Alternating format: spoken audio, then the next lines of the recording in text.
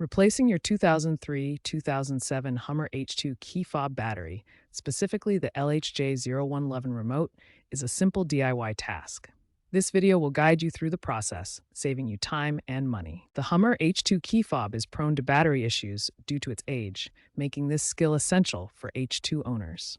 This procedure should take about 5 to 10 minutes. The Hummer H2 key fob, model LHJ011, requires a specific battery to function properly. It uses a CR2032 3-volt lithium coin cell battery.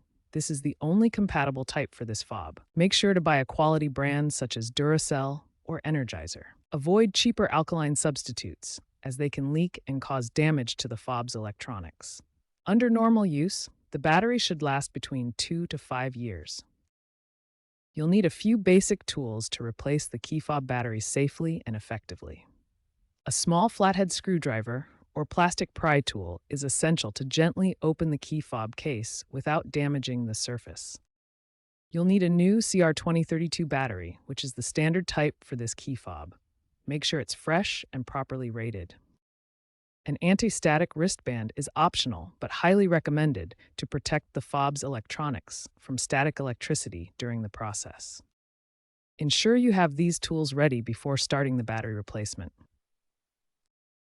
To open the key fob, first locate the seam on the back of the key fob near the keyring hole. Gently insert the flathead screwdriver or pry tool into the seam and twist to open the fob. Be careful not to apply too much force, as you could damage the plastic housing. Note the position of the internal rubber gasket as you open the fob. You'll need to reseat it correctly during reassembly.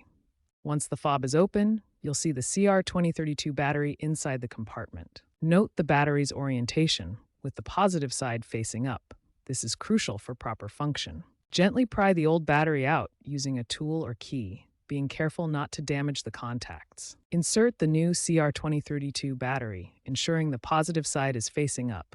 Make sure the battery is securely in place before reassembling.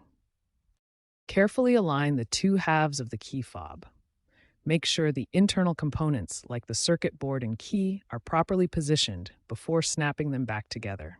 Ensure the internal rubber gasket is properly seated to prevent moisture from entering the fob. This gasket acts as a barrier against water and dust. Press firmly around the edges to ensure a tight seal. This creates a secure fit that holds the fob together. A properly sealed fob is more resistant to environmental damage, extending its lifespan in harsh conditions. After reassembly, test the key fob by pressing the lock, unlock, and panic buttons. Verify the range is adequate, typically 20 to 50 feet. If the fob doesn't work, double-check the battery orientation using the positive side up.